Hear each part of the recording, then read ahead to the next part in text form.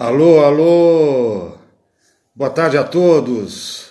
Estamos aqui no oitavo embarque do Trem das Lives e convidamos todos vocês a serem passageiros desse programa que traz o multitalentoso Monair Campos. Mona, se tiver aí, por favor, dá um aceno aqui para a gente. Lembrando que hoje a gente se despediu de uma cantora formidável, a Vanusa, a quem a gente rende todas as nossas homenagens. Uma voz maravilhosa, pessoa que marcou época, ninguém cantou paralelas como Vanusa. Queridos, um outro informe, domingo que vem nós não teremos Trem das Lives. A live de domingo que vem, em função do dia das eleições, ela foi adiantada para quinta-feira que vem. Portanto, no dia 12, nós teremos às 21 horas a live que seria do domingo que vem.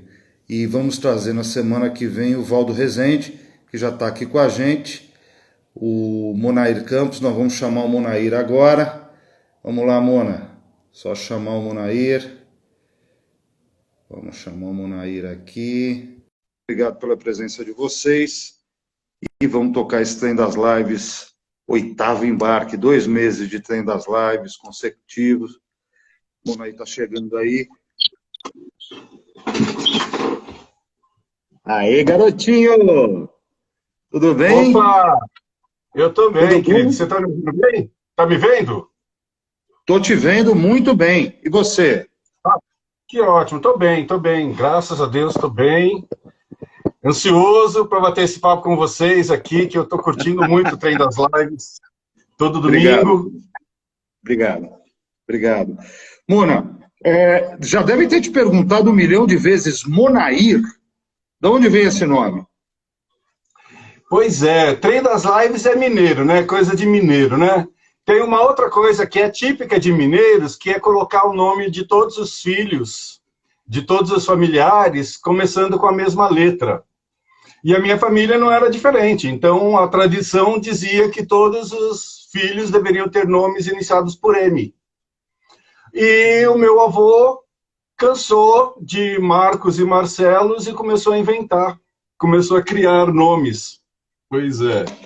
E eu tenho um tio que é muito querido, que foi convidado, talvez esteja assistindo a nossa live, que chama Milvio. Tenho o tio Murilo, tenho tios com nomes variados, e o meu pai chama-se Moari. Moari. E aí o meu pai resolveu ampliar um pouquinho, né, as invencionices de nomes com M. E aí minha irmã mais velha chama-se Messia. Eu Messia.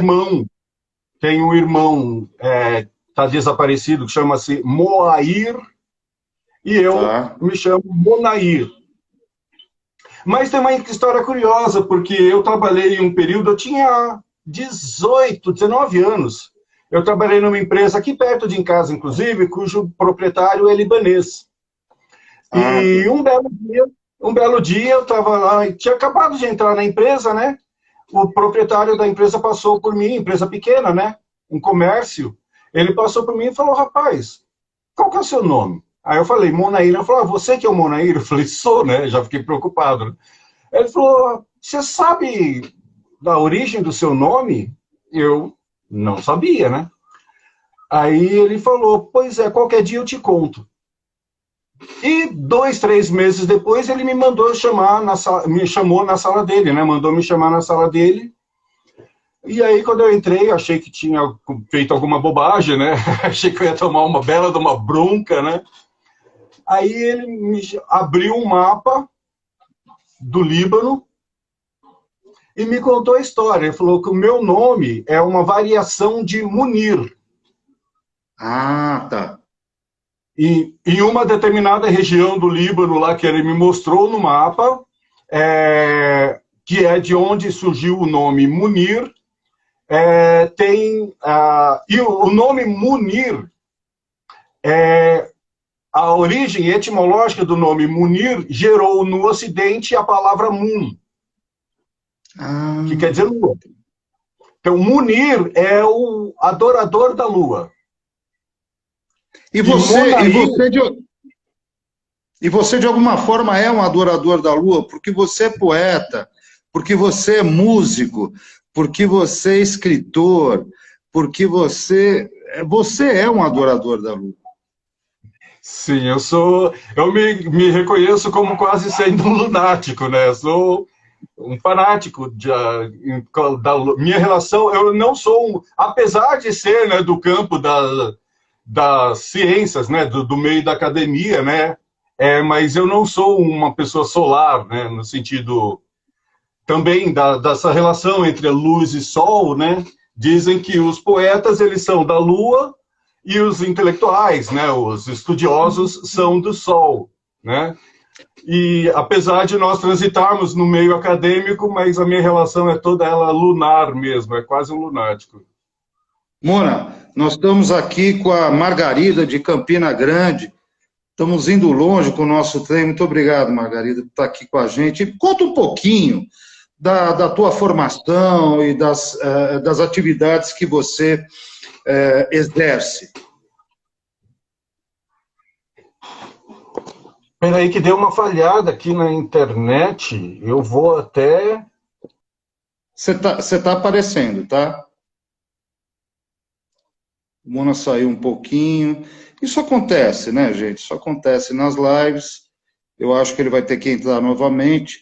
Só para dar uma palhinha aqui, o Monair, ele é especialista em letras, professor. Está voltando? Foi? Estou aqui. Tá bom. Mona, tá dando um som. Eu vou te derrubar e te chamar de novo, beleza? Tá ok.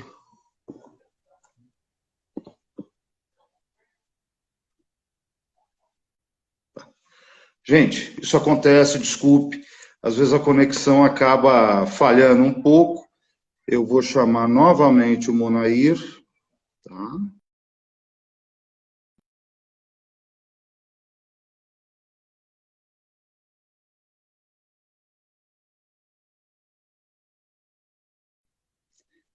Margarida, obrigado. Tá avisando que voltou.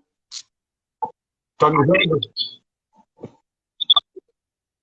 Aí. Agora. Eu abaixei o volume bastante do. Agora tá bacana. Agora tá bacana. Escuta, você é mestre. Você é mestre em letras? Fala um pouquinho. Análise do discurso. Porque inclusive, eu fiz uma trajetória que foi inversa, né?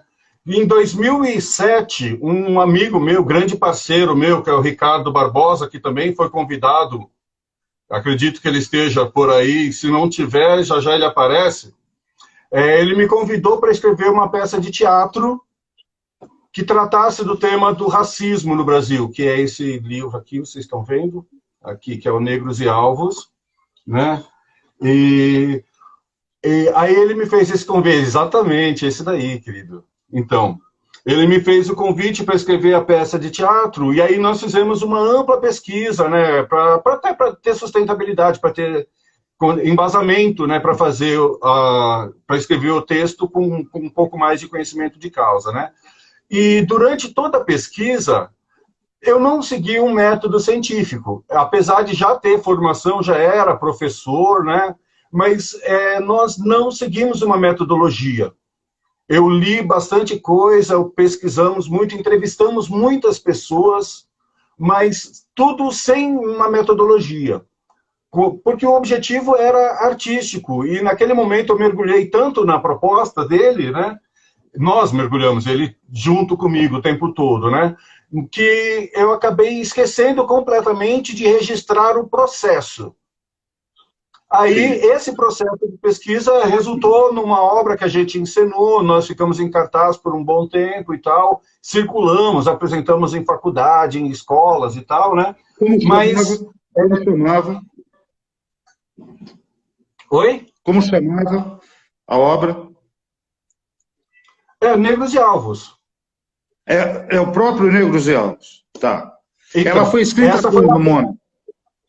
então, a peça foi encenada, a última encenação foi em 2012, né? Aí, passados 5 anos, os atores, cada um foi para um lado, né? Toda a equipe técnica seguiu sua carreira, cada um foi fazendo suas coisas, né? E aí constatou-se que não íamos mais voltar a encenar, aquela equipe, aquele grupo não ia mais encenar.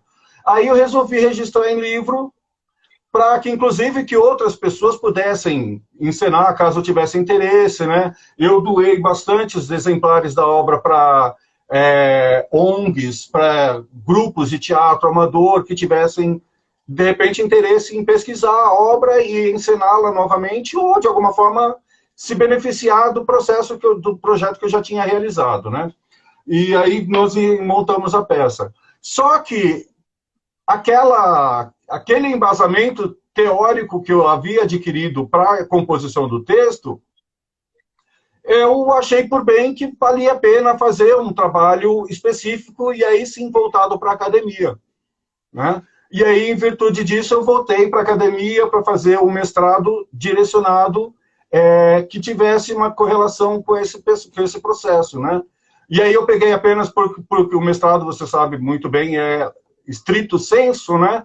Aí eu peguei um dos vieses de todos os que foram abordados na obra de teatro, eu peguei a relação, as campanhas de publicidade de combate ao racismo na TV brasileira, né? Eu queria entender por que essas campanhas, todas elas têm sido inócuas ao longo dos anos, né?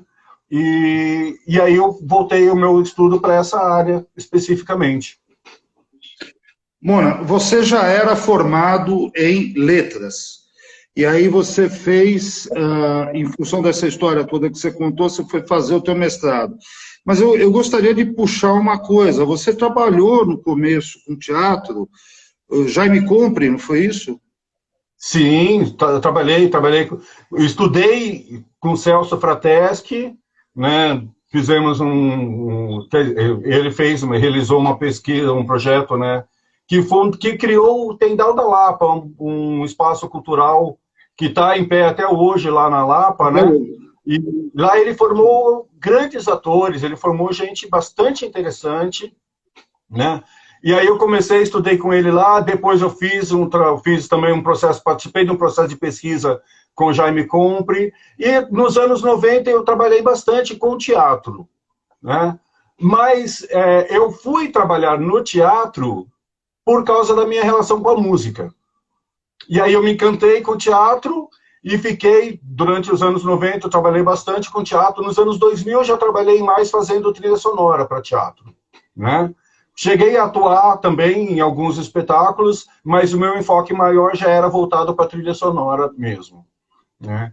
E sempre nessa linha tênue, né? Que é a literatura como a veia principal e os canais de expressão que é tanto no teatro quanto na música, quanto na literatura propriamente dita, né? Nos livros, né? E tal.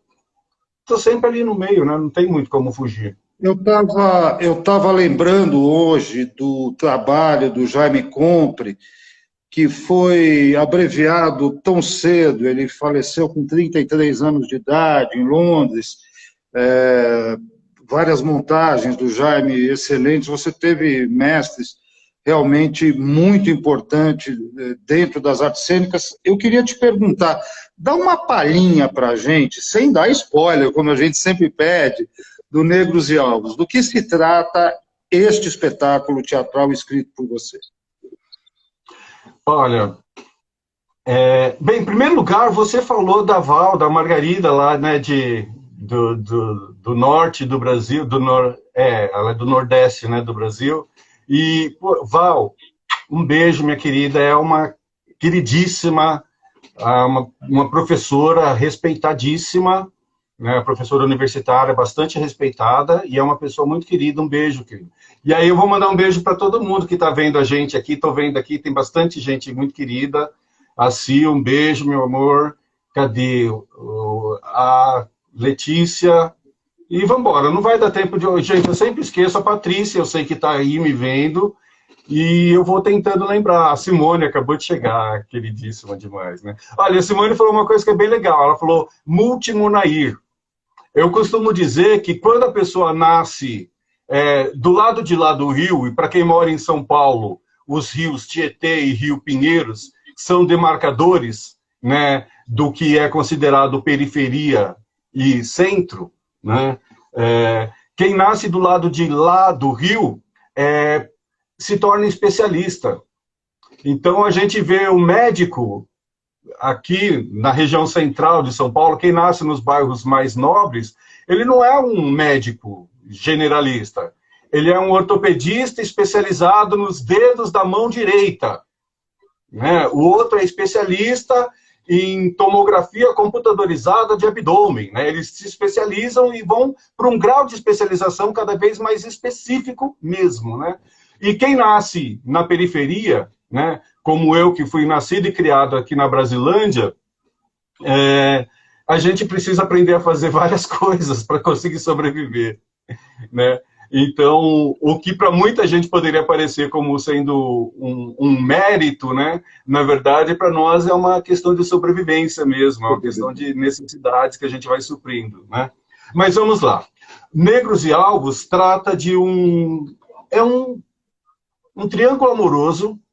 E aí eu lembro de um aprendizado que eu tive com uma professora minha na faculdade, eu estudei letras na USP, e uma professora minha na faculdade ensinou uma vez que um dramaturgo que está começando, em começo de carreira, precisa passar por Shakespeare.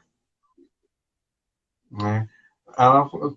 Não tem jeito. O primeiro laboratório que se vai fazer é uma história de amor que tem que ter alguma pontuada ali na questão shakespeariana, né? E eu não ia poder fazer diferente, né? Como eu estava como dramaturgo começando a minha carreira, né, naquele trabalho, eu resolvi criar um triângulo amoroso em que nós temos um negro como personagem principal, obviamente, né? E ele é um psicólogo. Porque a nossa maior preocupação, durante toda a pesquisa, inclusive quando começamos, a gente nem sabia formular. Nós só tínhamos aquela intenção de fazer um trabalho que fosse questionador do papel e da situação do negro no Brasil, mas que não fosse focado nos problemas sociais gerados pelo preconceito, né? Que, infelizmente, a maioria das obras, elas enfocam justamente na questão da pobreza, na questão da discriminação racial na geração e na oferta de empregos, né, nos espaços públicos, né? E nós queríamos fazer uma outra abordagem. E durante o processo de pesquisa, nós percebemos que tínhamos pouco material naquele momento, pelo menos no Brasil, tínhamos pouca abordagem que tratasse dos problemas psíquicos gerados e agravados pelo racismo, né? O quanto é destruidora para o negro a experiência da discriminação racial, do racismo, de modo geral, né? E aí, por isso, nós pensamos em criar uma personagem que fosse dessa área, que também na área de psicologia, quem estudou ou quem conviveu com estudantes de psicologia sabe-se que tem aquela anedota, né, famosa de que a pessoa toda traumatizada, toda esfolada, né, pelos traumas da vida, vai estudar psicologia para tentar, de alguma forma, se resolver, né? É uma piada de mau gosto, é preconceituosa, mas a gente resolveu tratar disso também, já que o tema todo era baseado na questão do preconceito, né? Então, foi criado um personagem que é um psicólogo e que ele estudou numa escola particular por ter tido uma bolsa de estudos. E ele acabou se alienando, acabou se embranquecendo conforme ele foi melhorando na vida, né? Então, quando ele conseguiu, ele tinha uma condição financeira que não era de todo ruim, né? Óbvio que ele era uma classe média, mas que, por ser alienado, ele acabava não se vendo como negro.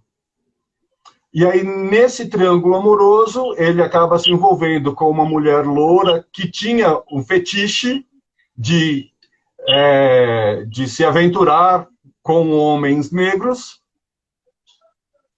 E nesses embates é que ele acaba se descobrindo negro. E aí a peça retrata esse processo todo, em que ele se percebe como negro e que os brancos da história vão tentando colocá-lo no seu devido lugar, como né, a organização social brasileira pressupõe. Né? Uma pergunta. Você tem um personagem aqui chamado Kleiner Kuchen, não é isso? Por que o nome em alemão? É bolo pequeno, né? Bolo pequeno. Então, poxa, vocês são incríveis, cara, porque desde quando eu escrevi essa peça, as pessoas nunca me perguntaram o porquê do nome dos personagens, né?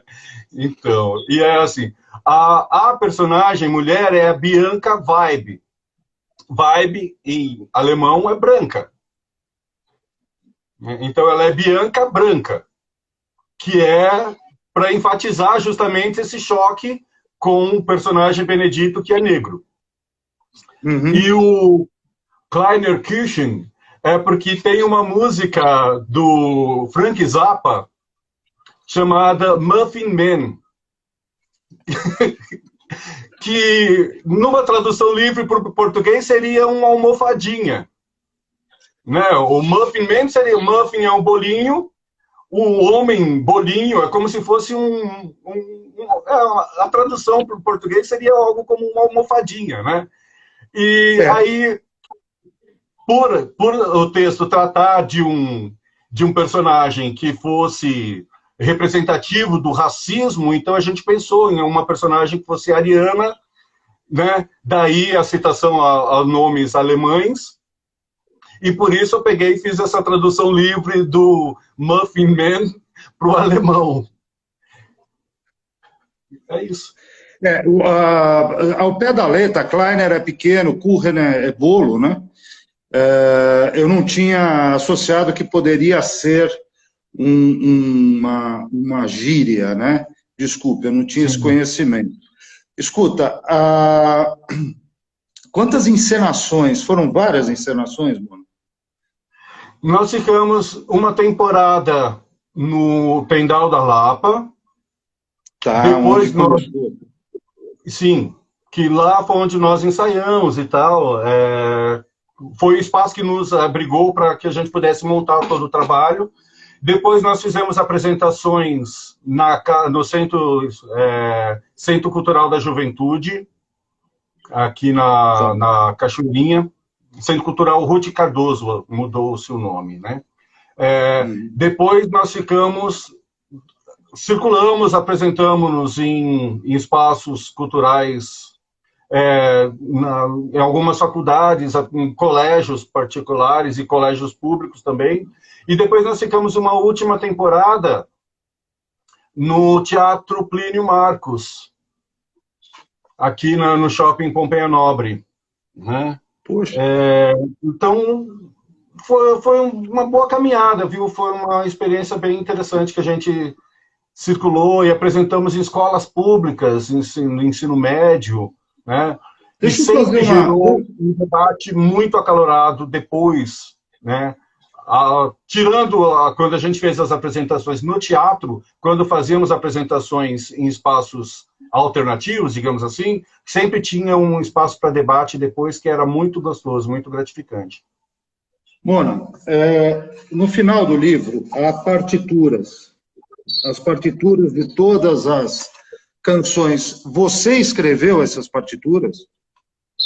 Sim, eu compus a trilha sonora para a peça, e quando eu fui registrar, né, a peça para fazer a montagem, como eu já tinha composto a trilha sonora, eu aproveitei e registrei as músicas, e para isso eu fiz as partituras. Aí as partituras, elas estão obviamente simplificadas, né? Porque a gente parte do pressuposto que nem todo mundo que for se interessar por fazer a montagem talvez tenha conhecimento para leitura de partitura e tal, né?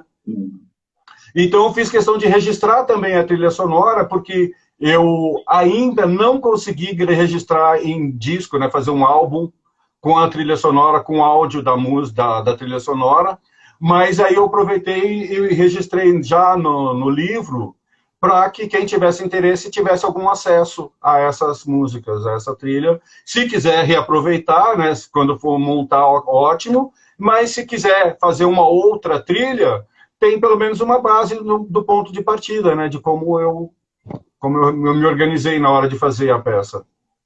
Olha, é biscoito fino. Eu, depois de ler, enfim, eu não vi as montagens, infelizmente, mas li o livro. E chego no final dele, com as partituras, eu falo, nossa, só podia ser o Monair. Esse nível de, sabe, cuidado, parabéns, cara. E mais, o Monair não falou, mas ele toca violão, guitarra, baixo, canta, grava, escreve poesia, escreve teatro, escreve livros de prosa, é professor, é bonito e é meu amigo, é isso que mais interessa. Tem que falar, caramba, isso é um talento. Para me aguentar, tem que ser muito talentoso e paciente. Deixa eu te falar uma coisa. Você tem... nós ontem passamos, ou estamos passando, ou gostaríamos de passar, um momento diferente no mundo, e ontem a eleição norte-americana, a dupla Joe Biden e Kamala Harris, finalmente tendo levado aí a presidência e vice-presidência dos Estados Unidos, ambos com discursos diferentes, em tempos diferentes, reafirmando o que fizeram a campanha inteira.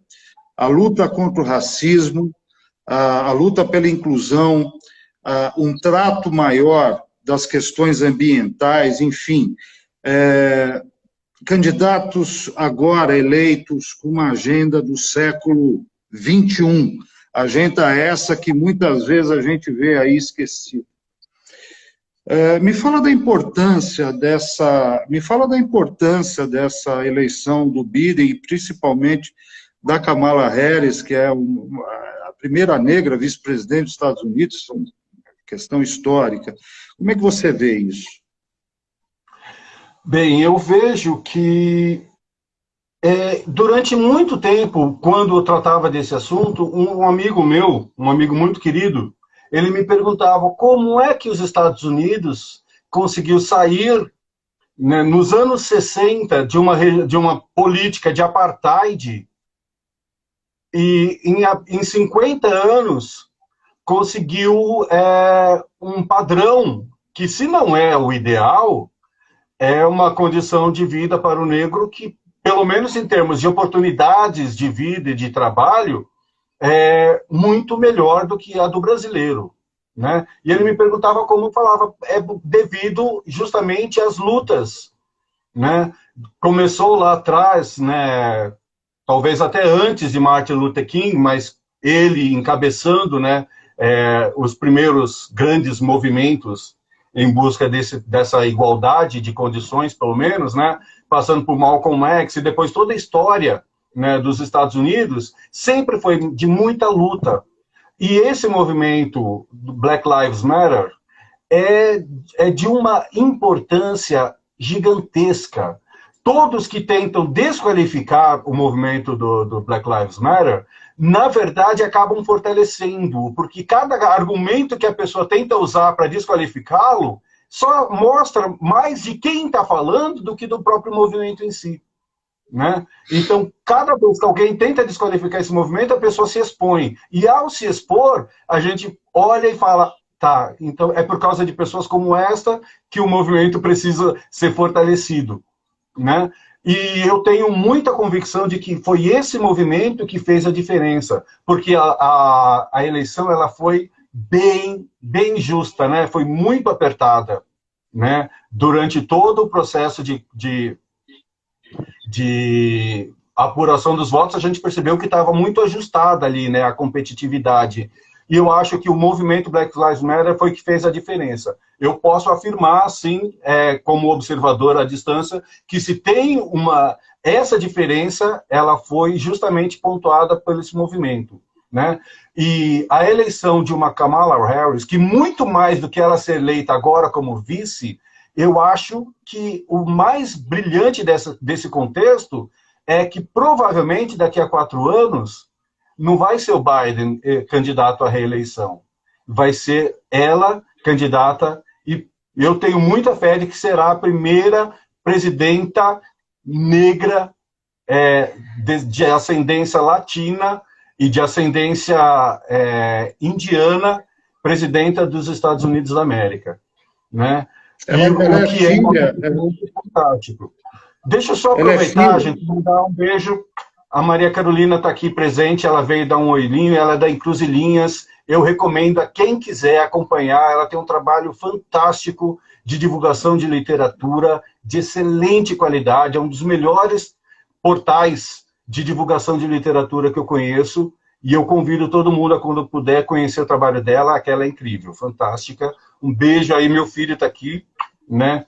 Drica, obrigado, querida Paty, eu já falei, mas é sempre bom lembrar de novo. Está aqui a Simone Gonzalez também, queridíssima.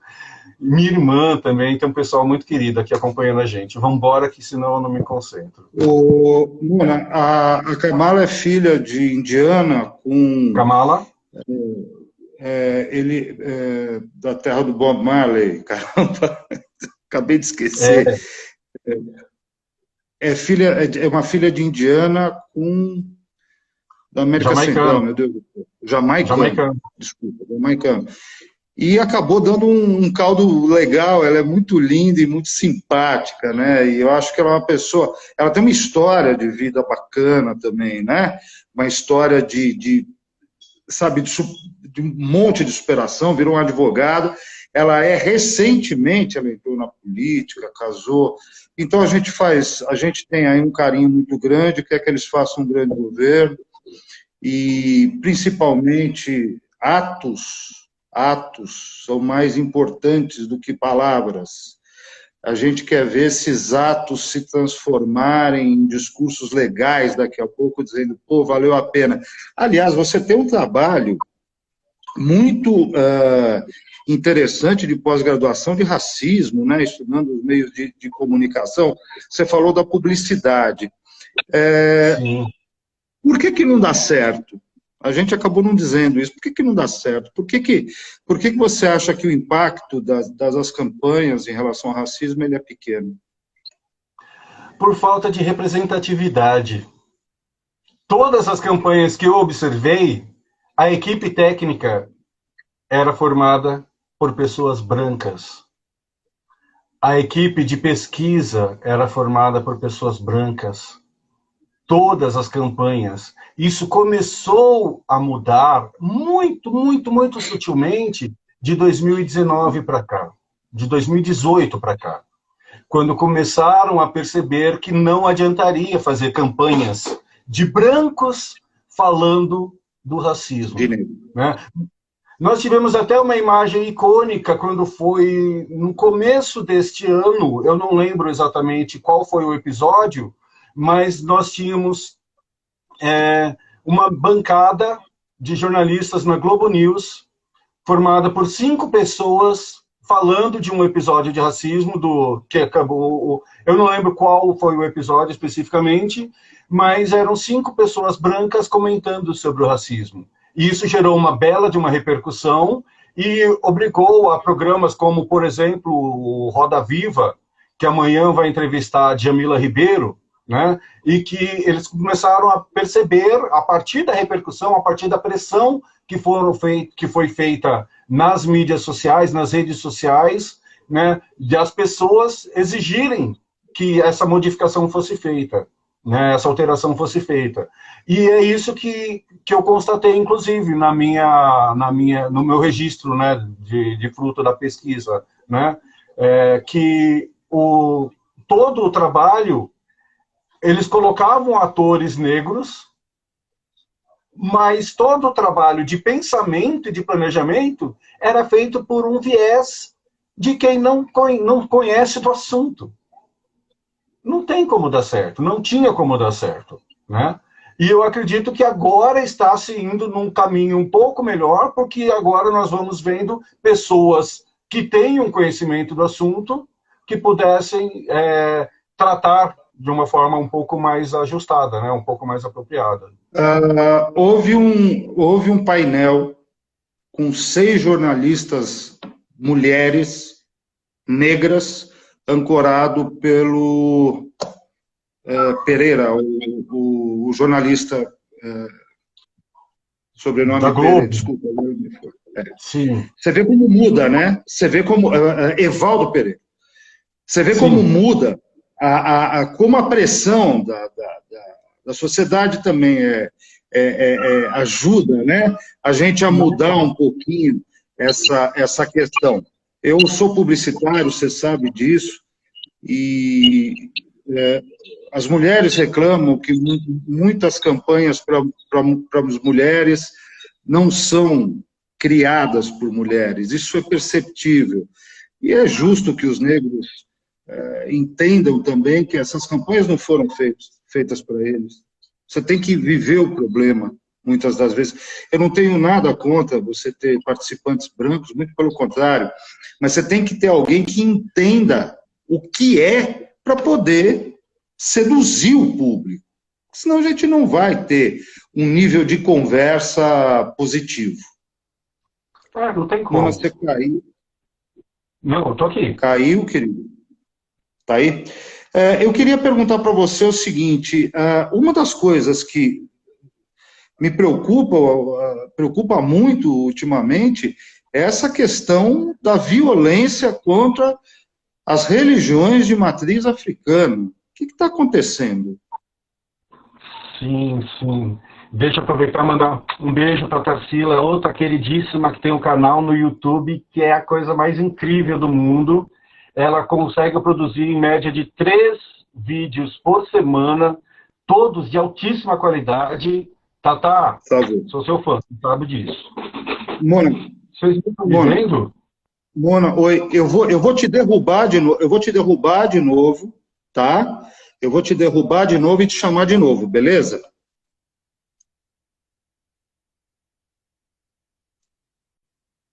Hoje com um pouquinho mais de problemas aí de conexão do que o normal, mas vamos chamar o Monair de novo, que ele vai contar para a gente aqui qual é a postura dele, qual o pensamento dele em relação... Mona, dá um ok aí para a gente, querido.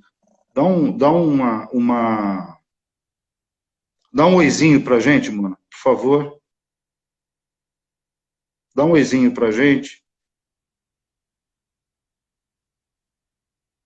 Vamos tentar chamar o Monair. Só um segundo, gente, que hoje está...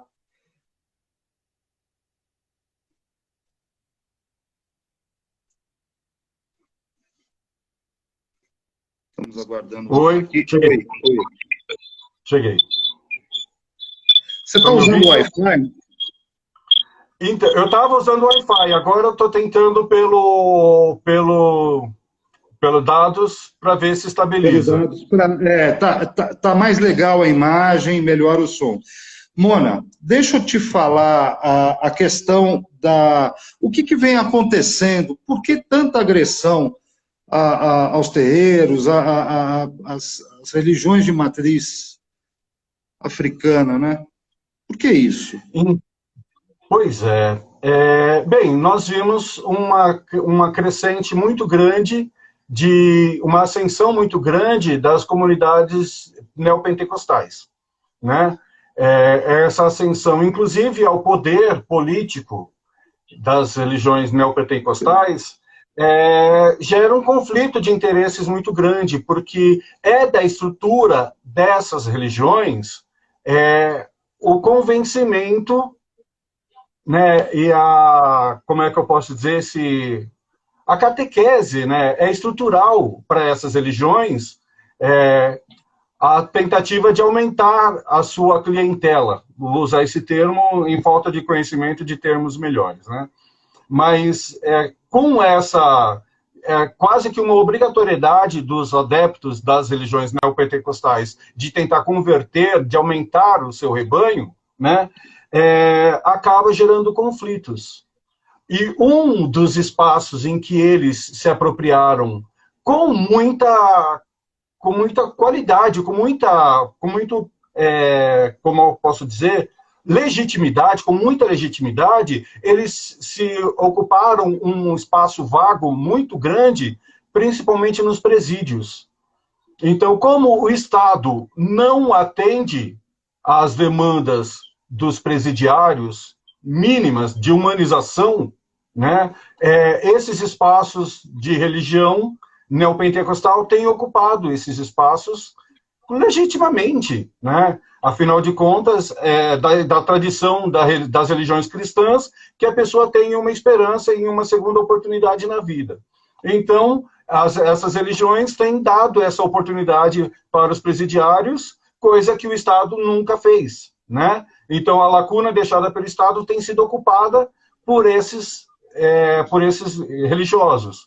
Só que muitos desses ex-presidiários, quando aderem à religião neopentecostal, acabam achando que é legítimo o convencimento e a conversão pela força, né? O que não é muito diferente de determinados grupos de religião extremada no Oriente.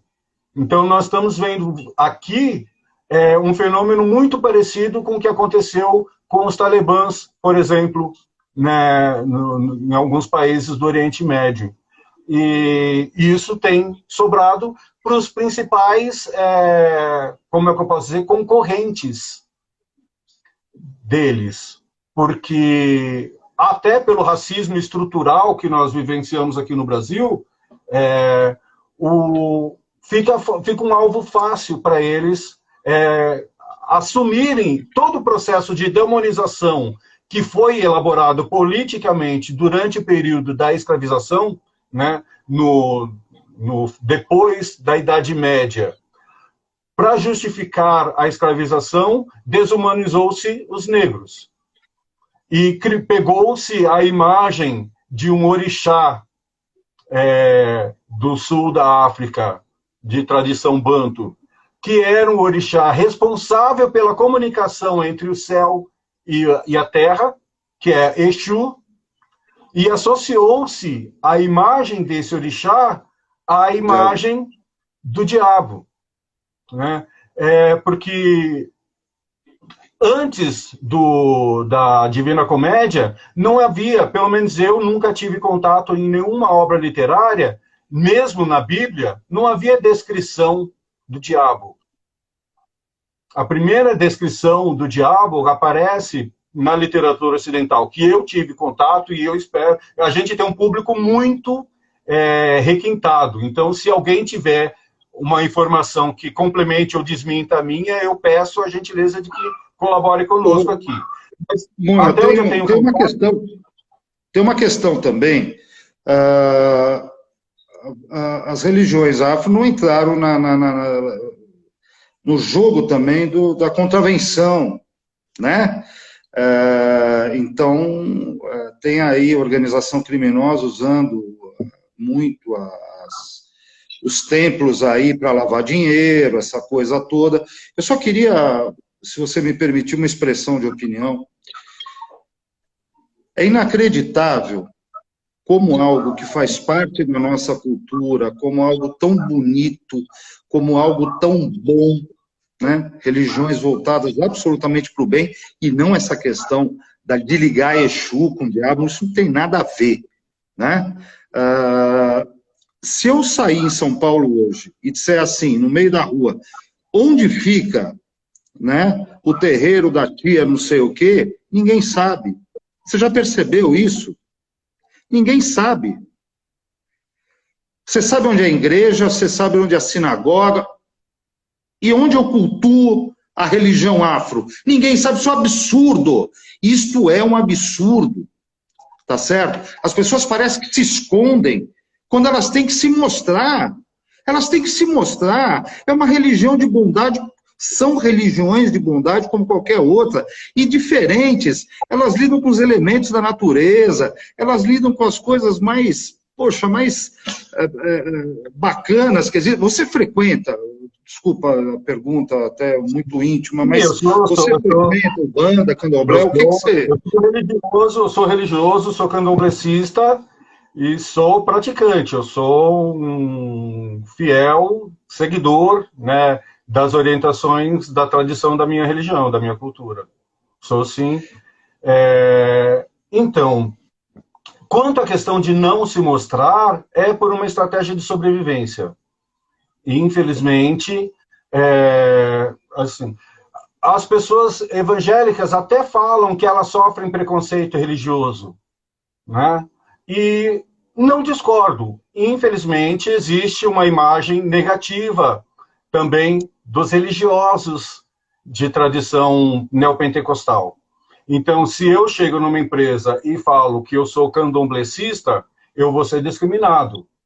Se uma pessoa chega numa empresa também procurando emprego e falar que ela é evangélica, a não ser que o patrão dela seja evangélico, ela vai ser também discriminada. Só que o problema não é a discriminação pela religião em si, né?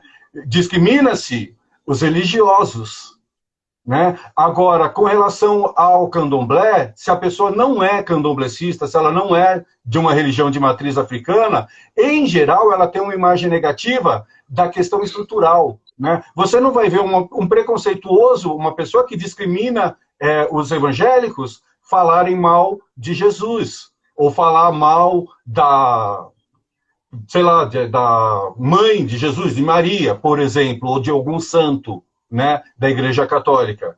Fala-se mal do comportamento dos fiéis. Com relação aos candomblecistas, pode até falar mal também do comportamento de alguns fiéis, que obviamente tem gente boa e gente ruim em qualquer religião, mas fala-se mal dos pilares estruturantes da religião. Então fala-se mal de um Exu, fala-se mal de um Orixá, de Oxalá, sem o mínimo de conhecimento. Porque, obviamente, se a pessoa tiver o conhecimento, ela não vai ter esse preconceito. Mas a diferença é que uma coisa é você discriminar os evangélicos por causa do comportamento negativo de alguns, ou de uma parcela, né? Outra coisa é você discriminar a estrutura, os pilares que sustentam uma determinada religião, como acontece com o candomblé, como acontece com a Umbanda, né? É de uma outra lógica que é muito perversa.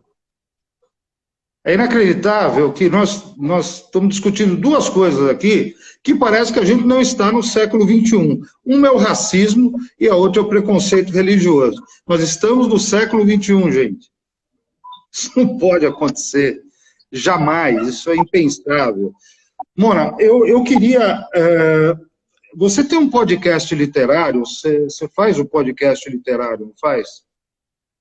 Sim, sim. Eu criei esse projeto e aí eu peguei a Rádio Baruch como minha parceira, né? E eu sou produtor de conteúdo para eles. E este ano, em virtude da pandemia, acabou-se não tendo essa produção, né?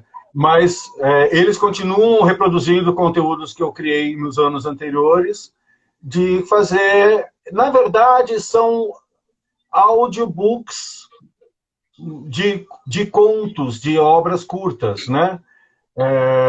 E é um trabalho também que eu gosto bastante. Tá lá, é Rádio Baruch. Se vocês quiserem, vocês podem acessá-la pelo Facebook, pelas mídias sociais.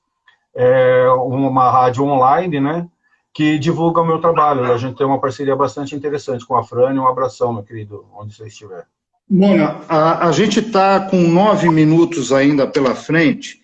eu queria que você falasse um pouco do teu lançamento, do Colo. Nós estamos precisando muito de Colo nesse momento. Ah, coisa linda. Pois é. Esse é o trabalho que eu publiquei esse ano pela Patuá. Mostra de novo, mostra de novo. Mostra o livro de novo, por favor. Muito bonita. Quem fez a capa? Então, rapaz, esse trabalho aqui, ó, a capa, ela foi baseada no trabalho que foi desenvolvido pela... Eu vou até pegar aqui que eu tenho medo de falar o sobrenome dela errado. Não tem problema. Espera aí. Ai, ai, ai, ai, ai. Olha a pergunta que eu tinha que fazer. A Bianca Marranconi, ela fez uma ilustração para cada um dos meus contos, né? E nós iríamos publicar por uma outra editora e iríamos inserir uma ilustração para cada um dos contos desse livro, né? Mas, pela contingência de vários fatores aí que não ajudaram-nos, né, nessa questão da publicação, e nesse ínterim eu acabei enviando a obra para a editora Patuá, só que eles têm uma política de que todo o projeto gráfico é desenvolvido sempre por eles, né? Então, ele pegou e fez a capa baseada na ilustração que ela havia criado, né? Mas o projeto gráfico é também da editora Patuá e eu acho eles são primorosos, né? Quem não conhece essa editora precisa conhecer, porque todos os livros deles têm sempre um trabalho muito, muito cuidadoso. Escuta, o livro chama Colo. Qual é São vários contos, né? Tem uma linha central entre esses contos? O que a gente pode esperar da leitura de Colo? Então, é uma das minhas questões que, assim, normalmente a gente, principalmente para o seu livro de contos, depois de todos os textos compostos, foi que eu pude perceber que tinha uma linha tênue, né, que fazia essa amarração entre todos os textos. E, curiosamente, tem um texto meu chamado Colo, que não entrou para essa publicação, que foi o que gerou esse texto, o título do livro, né? Mas são textos, todos eles tratam ou de acolhimento, né, do colo, nesse sentido do cuidado, ou tratam do seu oposto, que é o abandono. Então, todos os textos tratam sempre dessa relação nossa com uma situação em que se pede colo e, em alguns casos, esse colo aparece, né, na estrutura do texto, em outros casos, não. O que vem é o oposto, que é o não colo, né, que é esse abandono. Então, sim, tem essa linha tênue, apesar de eu tratar de temas completamente diversos, né? São contos que tratam de situações muito, muito díspares e que eu acho que é uma grande qualidade, uma grande característica, inclusive, dessa obra, justamente essa diferenciação, essa pluralidade de temas. Você ganhou um elogio da nossa querida Simone Gonzalez, que esteve aqui com a gente há umas semanas atrás. E um beijo, diz que o livro é lindíssimo, e se ela diz que o livro é lindíssimo, é porque o livro é lindíssimo. E como é que faz para a gente comprar esse livro lindíssimo, né? Não sei, como é que eu faço para comprar, Mona? Olha, o nosso queridíssimo amigo Valdo Rezende, professor Valdo Rezende, ele publicou, inclusive, o link. Ele fez uma pequena resenha da obra, e eu vou colocar então aqui nos comentários o link para quem quiser adquirir o livro. Pode ser? É na página da editora. Quando a gente terminar a live, você coloca, por favor, e eu vou pedir para os amigos, por gentileza, vamos prestigiar o Monair. Eu estou sem o colo ainda, mas eu vou ser um dos primeiros a adquiri-lo. Ah, está aqui, ó. Então, beleza. A editora Patuá. Mônica, como você não para de produzir, você acabou de lançar um single, Delicada. Eu ouvi, formidável, baita produção, música formidável, uma coisa que eu gostei demais. O que está acontecendo com você na questão de música? Você tocava à noite, né? Tocou vários anos, aí parou. O que a gente pode esperar a partir do lançamento de Delicada? Vai lançar um CD completo? Você vai voltar a fazer show? O que vem daí? Então, bem, vamos por parte, para eu me organizar aqui.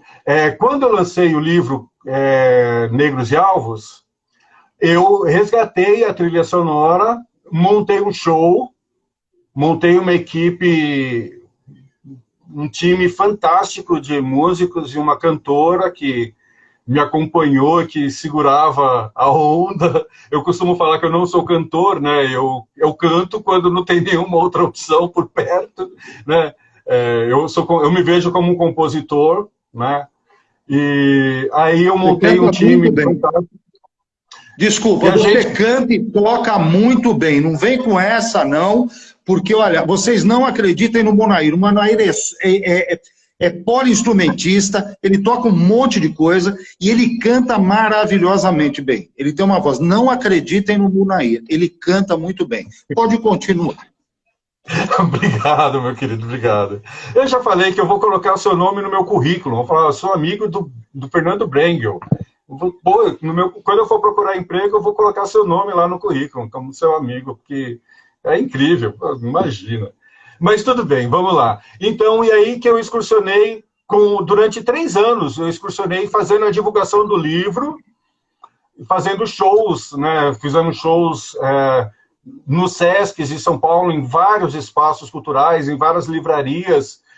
Fiz shows no Rio de Janeiro, né, para divulgar no interior de São Paulo, para divulgar o livro. E quando terminou esse trabalho todo, e a gente mandou bastantes projetos de edital para editais para tentar registrar em disco, né? Eu não tenho condições de pagar os músicos para gravar um álbum com a qualidade que o álbum merece e com um valor que pudesse minimamente respeitar esses músicos que me acompanharam, né, ao longo desse período que a gente excursionou por aí. E então, é óbvio que se eu os convidasse, eles fariam de graça, como agora até estão fazendo, a cantora já gravou, eu já tenho uma parte do trabalho gravado, eu tenho pretensão de lançar o álbum Negros e Alvos daqui a algum tempo, e como não conseguir pagar, vai ter de ser na garra mesmo, na amizade, né, como a gente costuma dizer. E a partir desse ano, eu estou com um projeto de lançar já um outro projeto de álbum, que é o Agrega, que é um trabalho em que eu vou agregando, vou convidando pessoas para gravar comigo, né? Luna, só um segundinho. Nós estamos com 2 minutos de live. Eu vou pedir uma coisa. Vamos terminar com uma música que eu gostaria de pedir para você tocar. Eu só vou avisar os amigos que nós não teremos Trem das Lives no domingo que vem. O Trem das Lives do domingo que vem foi adiantado para quinta-feira, dia 12, em função das eleições. Domingo que vem tem eleição, a gente vai estar ligado no resultado, então nós adiantamos para o dia 12, quinta-feira, às 9 horas da noite. Eu quero me despedir de vocês, agradecer profundamente e agradecer a você, Monair, por estar aqui com a gente. Se você puder dar uma frasezinha para a gente, até a gente terminar a live aí, eu agradeceria. Até quinta. A princesa Isabel assinou no dia 13 de maio libertou os escravos e outra guerra começou. Libertou os escravos e outra guerra começou. Pela sobrevivência, pela superação, pra provar que preto também merece direitos de cidadão.